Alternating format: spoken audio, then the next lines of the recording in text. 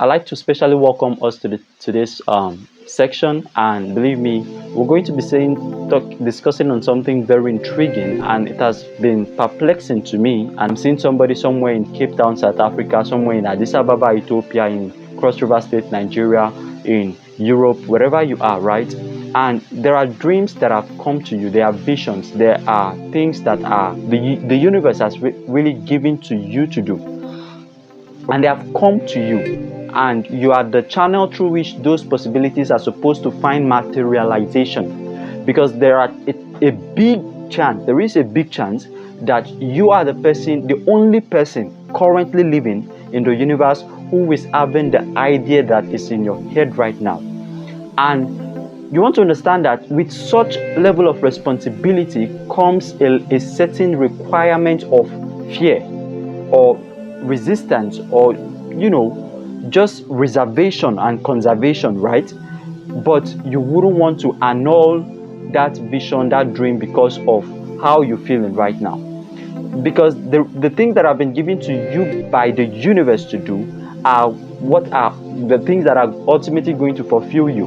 You are going to be fulfilled to the extent to which you act on those things that the universe gives to you to do, not those things that the universe gives to someone else to do. The things that were given to you, you're going to derive our derivation of pleasure, really, of happiness as humans, is not necessarily by the accomplishment of a goal. It's really by the attachment to a goal. So the degree to which you attach yourself to a goal is really what is making you happy. Now, if you meet that goal, then that of course means that you have enjoyed that level of happiness for that particular scenario. So cling to a higher belief, a higher possibility, something that is going to stretch you, something you don't want to aim too low so that you don't miss, right? And you don't want to aim too high to fulfill the possibility of achievement, but you want to aim moderately, so you would have a certain conviction and a certain level of focus to achieve that goal. Because of course there are going to be circumstances, scenarios, playouts of events that are not going to be benefiting or convenient for you, but the degree to which you see the possibility for you achieving that ultimate purpose is the degree to which you are going to place yourself in the right position to get those possibilities, right? And it's possible, believe me, it's possible. I know there are vicissitudes, there are things that life is going to hit you, and you're going to be unaware of what just happened to you. There are some things that are going to take you off guard. There are some things that are going to hit you, and you could never have anticipated those outcomes, those possibilities. But you should expect them, because that is life. There is no good without evil. There is no evil without good. Duplicity in life, and you want to respect that, because the presence of good connotes the presence of evil somewhere, even if it's not directly affecting you. That doesn't annul the presence of it. But you want to see the possibility of your ideal. You want to see the possibility of your ideology. You want to see the possibility of your striving, of what you're envisioning, of your vision, of your dream. Here's what I'm looking at. There is a possibility that what you are thinking of right now is not necessarily impossible, right? There is possibility for it to be achieved. And you want to bring your mind into that realization. You can't just wake up every day thinking of how bad the day is going to go, how crazy your partner is, how crazy business is, how stressful life is. You can't just wake up and start complaining of the weather every day. There is nothing good about your days ever. Even if there is something that stipulates goodness in an aspect of your day, you always conclude it and wrap it up as having been a bad day. No. There is possibility for you to see the beauty in life, and the degree to which you expose yourself to that is the degree to which you can see it, and the degree to which you cannot is the degree to which you cannot see it, right? So there is possibility for your goal to be met. There is possibility for you to build that business. There is possibility. I know it might sound a bit motivational and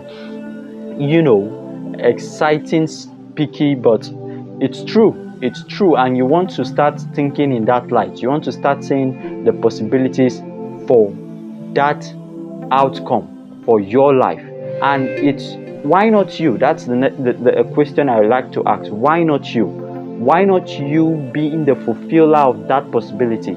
There are many of us who think we can push some certain responsibilities to other people and say, we are not qualified, let these people go do it. Let them face the rigor and face the benefit of having overcome those sets of rigor to achieve the goal, the aim.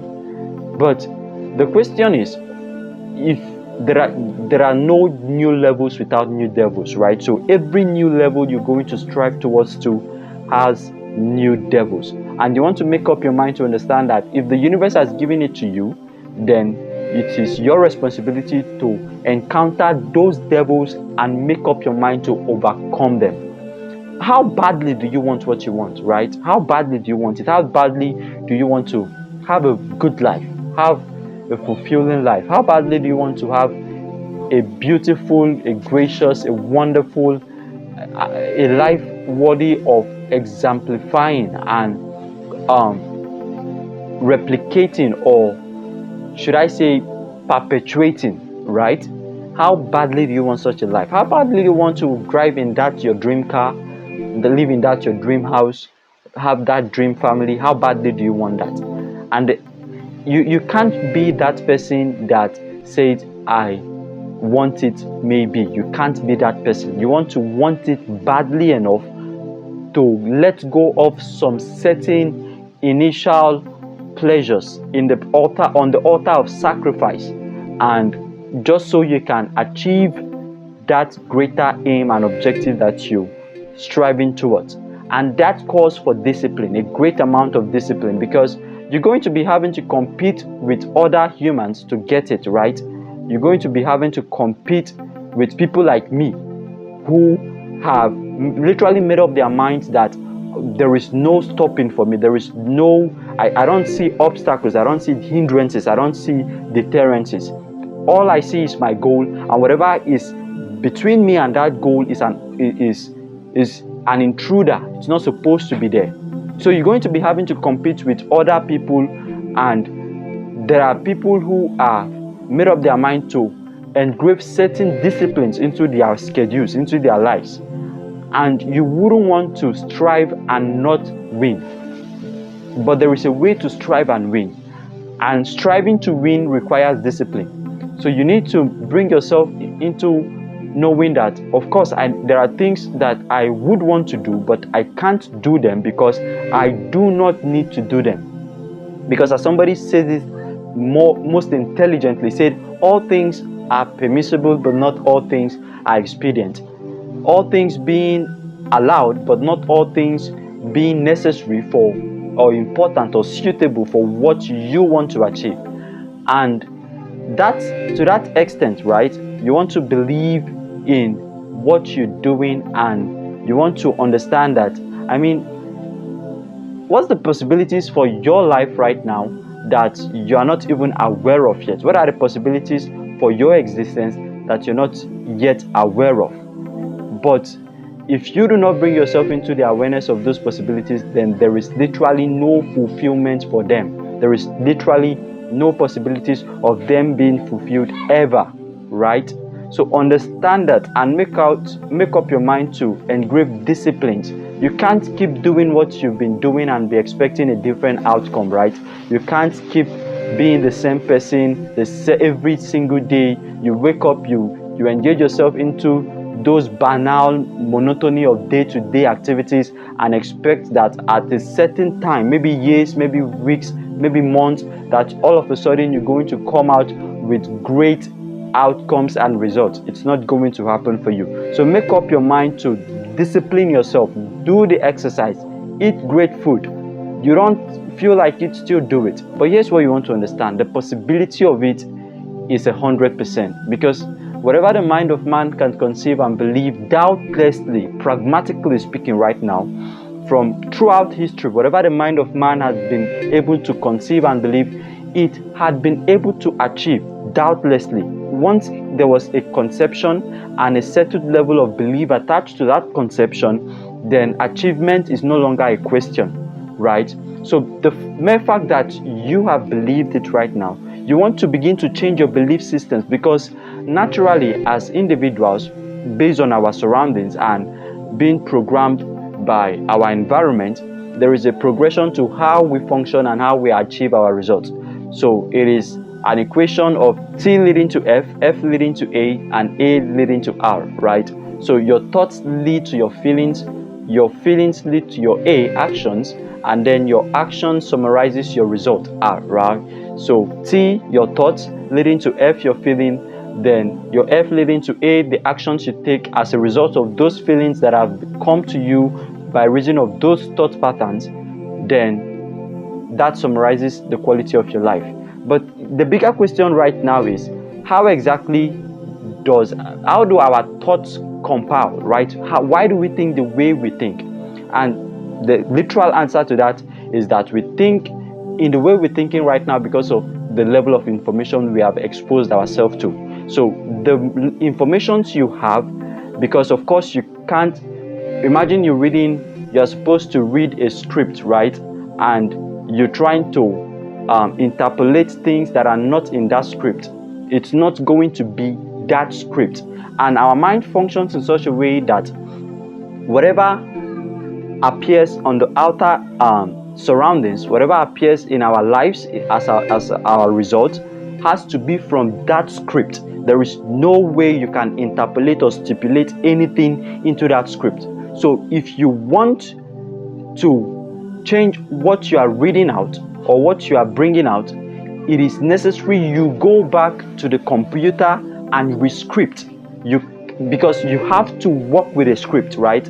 So you need to go back to the computer and retype into that computer for you to rescript what you will be reading when the time demand of information that you have, because that is ultimately going to lead to the way you think, and that will lead you ultimately to the results you command in your life as a whole. Because there are many of us out there who don't see the possibilities in our visions. We have been programmed. There is a certain threshold of possibilities on how you think about your family, how you think about money, how you think about individuals, how you think about anything about life, right? There is how you think, and that comes as a result of your programming. And until you begin to change that programming, there is no possibility of changing your results, the outcome you command. Now, how do you change that programming? You need to expose yourself to better information. You need to expose, because you've been exposed to the information that are bringing you to where you are right now. The information you have been exposed to thus far are the information that have brought you to where you are thus far. So if you want to go higher, then you need to reprogram yourself to host the capacity and the capability to do the things that will take you to that higher realm, right? I guess that makes perfect sense. At least it makes sense to me. We'd like to thank you specially for joining us on today's pathfinding session, and we hope to see you on the next session, because we promise it's going to be illuminating, life-changing, life-impacting, life-transforming. And I'd like you to like, subscribe, share on this. If you have something resonating in your mind, you can comment below so others can partake from your experience.